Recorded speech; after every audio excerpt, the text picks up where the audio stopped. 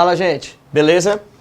Na nossa aula de filosofia de hoje, a gente vai ver as questões de gênero, tá? São questões conflituosas que levam a vários processos na história da humanidade, e é bom deixar claro que a gente vai ver depois os movimentos sociais, tá? Tem uma aula sobre os movimentos sociais contemporâneos, e esses movimentos sociais, que vai ser uma aula que conclui o processo de sociologia, a gente vai ver sobre sociedade e as questões urbanas, e depois a gente vai ver sobre os movimentos sociais. Então eu vou aprofundar os movimentos feministas, LGBTs, tá? E os movimentos de diversidade sexual, ok? Eu o citei aqui, mas será uma aula sobre os movimentos, e aí a gente vai aprofundar isso mais, como os direitos das sufragistas, a Primavera Árabe e uma série de outras relações, tranquilo? Na nossa aula de gênero, primeiro o que é gênero? Ó, o gênero é definido como uma classe de coisas que partilham a mesma propriedade. Só se percebe sua definição quando em relação a outrem. Então você só percebe que aquele gênero é masculino se você entender que o gênero masculino partilha as mesmas características. A partir do momento que você vê o compartilhamento das mesmas características naquele gênero, você o identifica.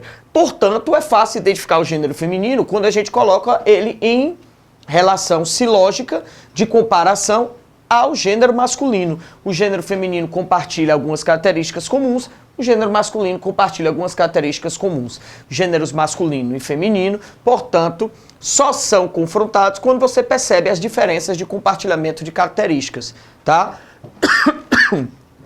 Existe uma diferença entre sexo e gênero, que isso às vezes gera uma confusão na maioria das pessoas no senso comum. O sexo nada mais é do que o órgão, é anatômico, é biológico. Então você só tem dois sexos. É macho ou fêmea. Existem, às vezes, as questões intersexuais. As questões transexuais, tá? Só que a questão intersexual é quando a gente tem um problema ligado ao sexo. Aconteceu uma anomalia na questão sexual. Portanto, nem é homem nem mulher.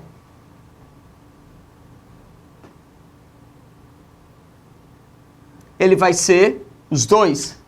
Ele tem os dois sexos. A figura que tem os dois sexos, ela está sofrendo um processo de intersexualidade. Tá certo?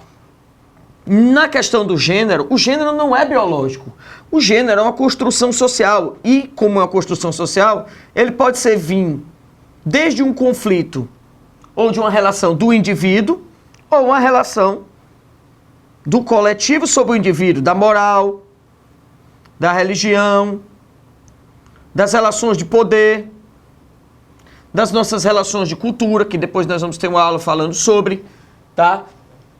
Então, essas relações constroem o gênero, tá?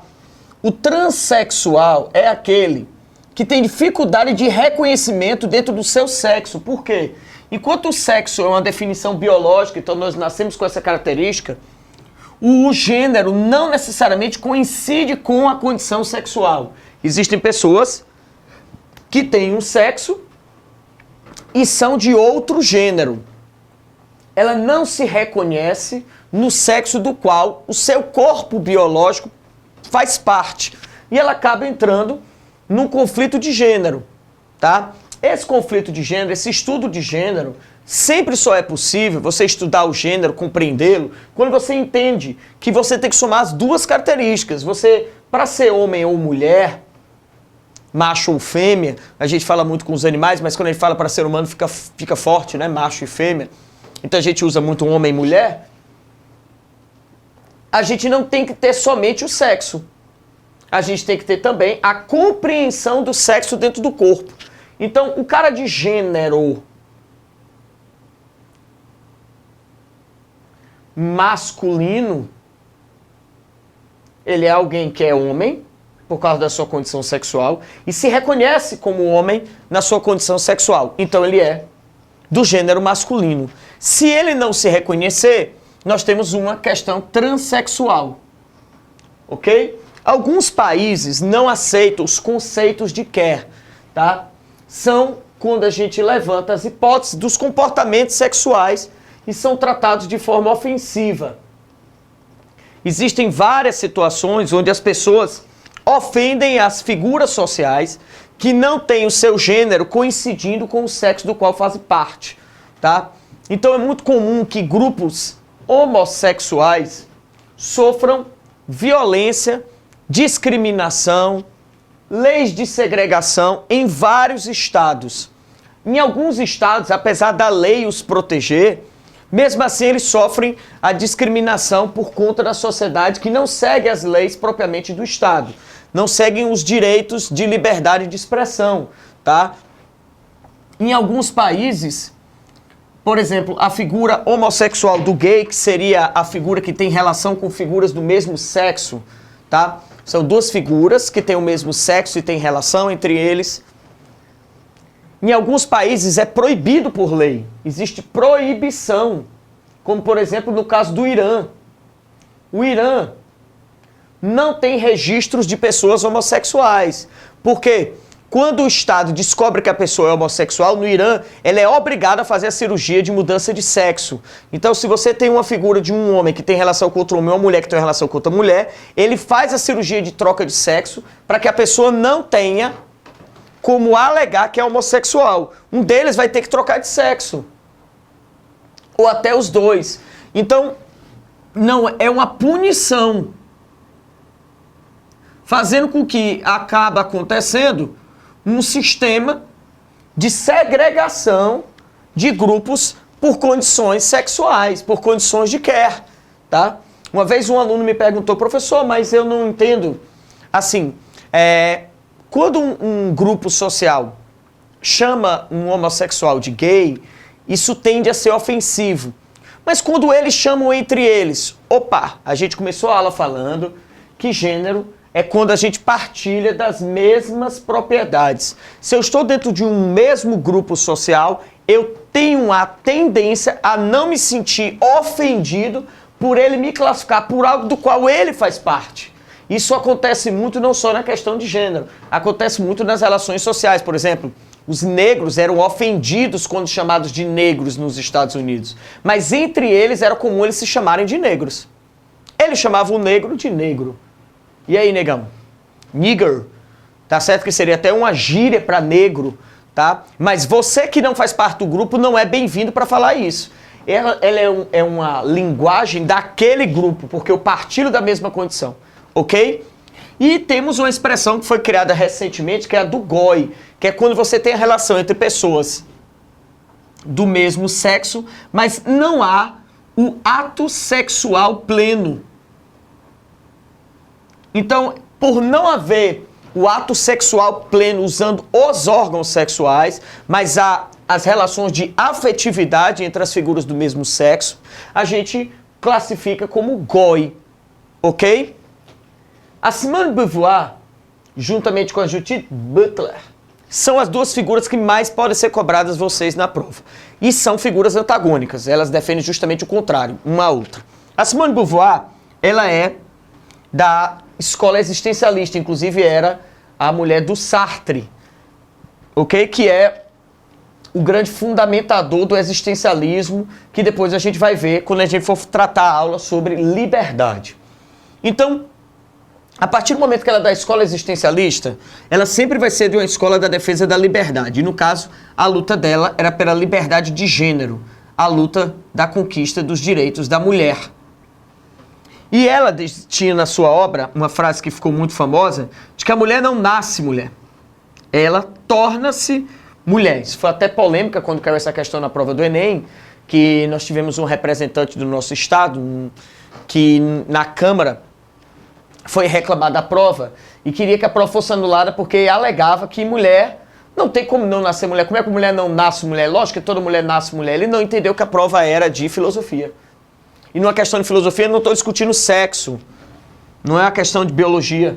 É uma questão de gênero. Então é uma questão de construção social. Sim, uma pessoa, mulher, pode ter o sexo feminino, ter o sexo de mulher, mas pode ser que ela não se sinta representada pelo gênero feminino. E outra coisa, quando a criança nasce, ela não tem distinção social do que é ser mulher e ser homem. Ela não tem distinção do que a gente chama de universo social masculino e universo social feminino, como por exemplo as cores. Essa cor é masculina, essa cor é feminina, esse brinquedo é masculino, esse brinquedo é feminino. Lembrando que o brinquedo, ele não tem sexo. A partir do momento que o brinquedo não tem sexo, ele é apenas uma representação da sociedade, ele não pode ser classificado como masculino ou feminino.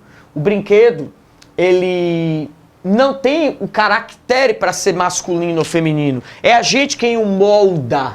O questionamento dela é sobre as pessoas serem moldadas ao longo de sua vida pelas relações sociais, culturais, políticas, tá? Morais. A gente constrói a percepção do que é o mundo feminino. O mundo de, por exemplo, no mundo moderno de usar-se maquiagem, tá certo? De usar vestimentas específicas para mulher, cores mais femininas do que outras cores. É tão interessante isso que, por exemplo, na época do nazismo, o regime nazista nomeava os seus inimigos nos campos de concentração, os seus inimigos do Estado nos guetos também, com faixas. Então, por exemplo, os comunistas tinham que usar vermelho e os homossexuais tiveram que usar rosa. Foi daí quando o rosa foi popularizado como uma cor de caráter feminino, porque se usava o azul claro como cor feminina. Até algumas personagens de princesas da Disney eram azul claro, ok? A Judith Butler, ela defende o contrário. Ela não aceita essa ideia de que a pessoa torna-se mulher ou torna-se homem. Na verdade, ela acha que quando crianças nós não temos maturidade de construção de personalidade. Nós não temos ainda uma noção do que o traço físico representa pra gente. Então, somente quando nos tornarmos adultos, conseguiríamos identificar o traço físico e construiríamos uma personalidade dentro desse traço físico. Então, uma criança, ela não tem noção para ela do que é ser homem ou mulher, porque ela não tem noção da função do sexo. Ela não tem noção da função do órgão sexual. A partir do momento que ela amadurece e toma consciência do próprio corpo e dos traços físicos de seu corpo, ela constrói a sua personalidade de gênero masculina ou feminino. E ela condena a ideia do feminismo, que fica tomando o gênero como tema central e se esquece que, na verdade, para ela, é uma construção da personalidade. Ela não tira o gênero do cunho social psicológico. Ela não tira. Ela só não aceita essa ideia da construção. Ela, na verdade, acha que a construção não é da sociedade, é do indivíduo. Tá certo? O John Mill, utilitarista, trabalha com a ideia do pluralismo cultural. Ele não foi um dos pioneiros na defesa dos movimentos feministas nem LGBT, mas acabou criando uma teoria de que a sociedade, como é fruto dos desenvolvimentos culturais, ela é plural.